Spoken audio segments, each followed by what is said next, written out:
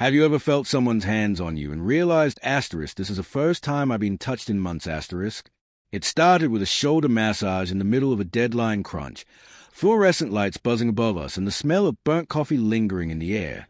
I was exhausted, bent over my laptop in the architecture studio, and when Micah, my quiet, soft-spoken classmate, offered to work out the knot between my shoulder blades, I said yes without thinking. That moment should have been insignificant. A few minutes of relief, a simple kindness between classmates. But it didn't end there. What I didn't know then was that the touch I craved would cost me the man I loved, and that sometimes betrayal begins not with a kiss, but with asterisk permission asterisk, a whisper of this is okay, when deep down you already know it's not that I was 23, finishing my last year of architecture school and living in a cramped, sun-drenched apartment in Chicago with Leo, my boyfriend of 3 years, my anchor, my best friend. We had moved in together junior year, dragging mismatched furniture up full flights of stairs, laughing breathlessly between curses. The place smelled like basil from the tiny kitchen garden he insisted on keeping, and the windows leaked just enough wind in the winter to make us huddle closer under the same throw blanket. Leo was steady in a way that both comforted and terrified me. Pre-med, type A, the kind of guy who kept a color-coded Google Calendar and meal prepped on Sundays. He was all sharp lines and quiet confidence, the kind of presence that made everyone else in the room relax. Asterisk, he had a handled star. He always did. We fit most of the time. I brought the chaos.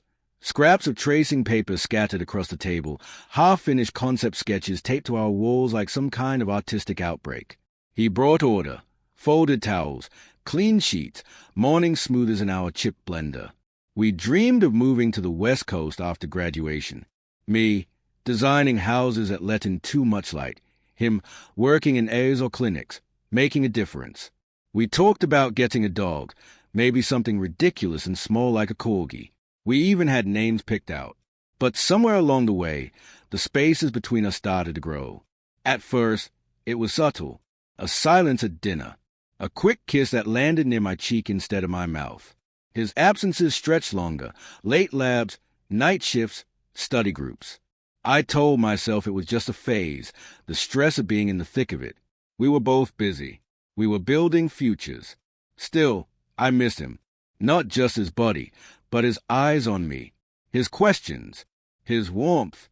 It felt like living in the same apartment with a ghost who shared your toothbrush. And then there was Micah. We shared a studio pod, just the two of us and our portfolios in progress. He was a quiet type, unassuming but observant, with an old soul vibe that made him easy to talk to. I noticed him noticing me, the way I twisted my pencil when I was stuck, how I muttered song lyrics under my breath while rendering plans. He didn't flirt. Not really. But he asterisked or asterisked me. And maybe that's where the unraveling began, not with a kiss, but with being seen. Looking back, I realized Leo and I hadn't fallen out of love. We just stopped reaching for each other. And someone else reached first. Micah and I started spending more time together after that night in the studio lounge, the massage night. It wasn't planned. It just happened. A shared sandwich during lunch breaks. A playlist swap. Studying side by side in comfortable silence that didn't feel like pressure to perform. With Leo, silence had grown dense, like we were always on the verge of saying something we didn't want to. We passed each other like commuters. His schedule stacked with shadowing hours and exams, mine buried under deadlines and critiques. "You've been different lately," he said one night, tossing his scrubs into the laundry basket. "You okay?" I nodded, too quickly. Just tired. He didn't press. He never did. That was part of the problem. He trusted me implicitly, and somehow that made it worse. Like I was betraying a gift I hadn't owned. The first time I lied to him, truly lied, I told him I had a group project and wouldn't be home. In truth, it was just me and Micah, eating takeout and sketching in my campus studio long after the janitor had turned off the heating. "You ever feel like you're building all this?" Micah said, gesturing to the models and plans around us. "But it's not really yours." I looked up from my tablet. All the time. There was something in his voice, in the way he looked at me. Curious, almost sad. He didn't reach out, didn't touch me again. But his presence felt heavier. Like a question I hadn't decided how to answer. At home, Leo was more affectionate than usual. He brought home Thai food, lit a candle even though he usually hated scents. "I feel like I never see you anymore," he said, handing me a fork. "I know," I murmured, guilt clawing at my throat. "Final reviews are brutal." He smiled, but his eyes held something else. "You're not pulling away from me, are you?" I flinched. "What?" "No, of course not." "Okay," he said, quiet. I've seen it before. My parents, right before the divorce, my mom got really into gardening. Started spending all this time in the backyard. She said it was about the plants, but it wasn't. He didn't say more, and I didn't ask. But his words clung to me for days. Later that week, I caught Micah staring at me during a critique session. Not like he was distracted, but like he wanted something. And for a moment, I wanted it too. I went home and stood in the doorway of our bedroom, watching Leo sleep. He looked so young like that, peaceful, vulnerable. I wanted to climb into bed and wrap myself around him. I wanted to wake him up and tell him I was scared, that I didn't know why I felt this restless when I had everything I was supposed to want. Instead, I slept on the couch. The next morning, Leo found me there. "Bad dreams?" he asked. I nodded. "Something like that." We were drifting, and we both knew it. The way people smile tighter. The way your phone becomes a lifeline for something you won't say out loud. I kept texting Micah. Memes, dumb observations, inside jokes that never made it to Leo anymore. One night, as I was packing up my laptop after a late session, Micah touched my shoulder again. "You sure you're okay?" he asked. "You've been a little off."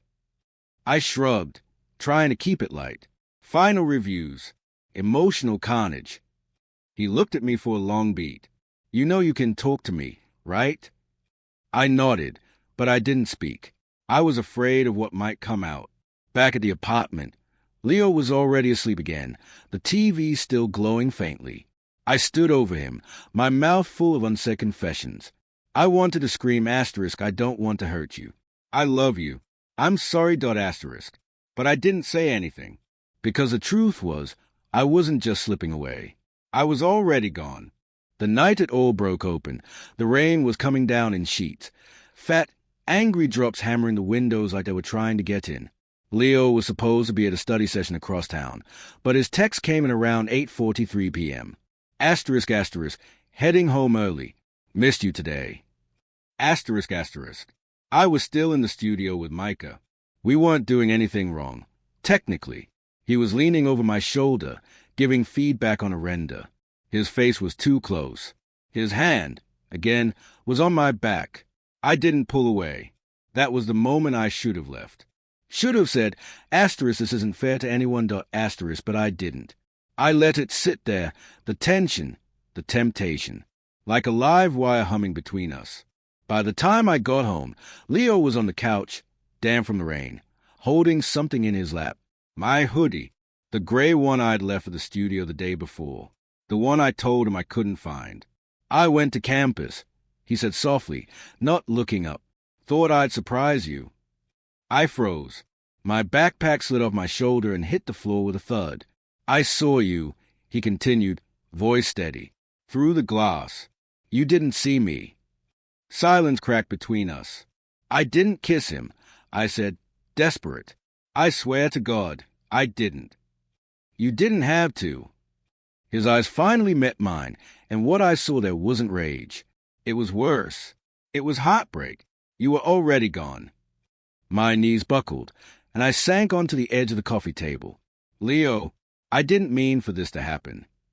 He laughed, bitter and low. "Nobody ever does. That's the thing, right? It's just late nights and shared playlists. Jokes you stopped telling me and start telling him. I stopped being your person, and you didn't even tell me." "I didn't know how," I whispered. "I didn't even know what I was feeling." "Yes, you did." His voice cracked. "You knew. You just didn't want to admit it. Because then you'd have to face the truth." I looked at him, eyes burning. "What truth?" "That love isn't always enough," he said, and it shattered me. He stood up, hoodie still in his hands, and walked toward the bedroom. I followed him, afraid he was packing, leaving, erasing 3 years in a matter of minutes. But he wasn't. He just sat on the edge of the bed and stayed at the floor. "I would have fought for you," he said quietly, "if you'd just let me know I needed to." I knelt beside him, my forehead resting against his knee. "I'm sorry," I said over and over. "I'm so sorry." He didn't move, didn't touch me, just let me stay there, sobbing at his feet. In that moment, it wasn't about whether I slept with Micah. It was about something deeper, how I let someone else hold parts of me Leo never got to anymore. How I opened the door to someone new while Leo was still inside, waiting, trusting, loving me the best he could. That night, we didn't sleep. We didn't touch. We lay side by side in the dark, a hand's width apart, not saying a word. Sometimes, silence screams louder than anything else. And I heard it, every second of it, ringing in my bones. Leo didn't leave that night. Or the next. We stayed together for another 2 months, cohabiting, coexisting, coiling around the wreckage like two people stranded after the storm. We tried, in our quiet way, weekly check-ins. A couples therapist he agreed to see once. I deleted Micah's number without being asked. Not out of guilt anymore, but because I finally understood the difference between attention and affection, between being wanted and being known. But some things, once cracked, don't heal into what they were. They become something else entirely. When Leo finally did move out, it was quiet. No screaming.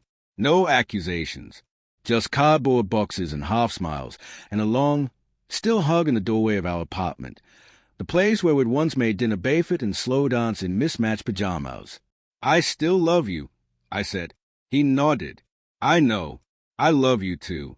But maybe love isn't supposed to be a cage we keep each other in. Maybe it's what lets us walk away." He left behind a basil plant. I watered it for weeks, then forgot once, and it died all at once and slowly, just like us. I haven't seen Micah since graduation. Sometimes I wonder what he thought of all of it, if he felt guilty, or if he even understood the part he played. But I don't reach out. I don't need to. What I've learned is this: infidelity doesn't always arrive in tangled sheets or lipstick on a collar. Sometimes it shows up in silence, in not choosing your partner over and over again, in forgetting to see the person who's been there all along. Leo deserved better, and so did I. But for a time, we gave each other something real, and maybe that's enough. These days, I live alone. A smaller apartment, fewer windows. I've started sketching for myself again. No deadlines, just blank pages and the slow, patient work of building something out of nothing. Sometimes I wonder if I'll fall in love again. Sometimes I wonder if I ever really stopped.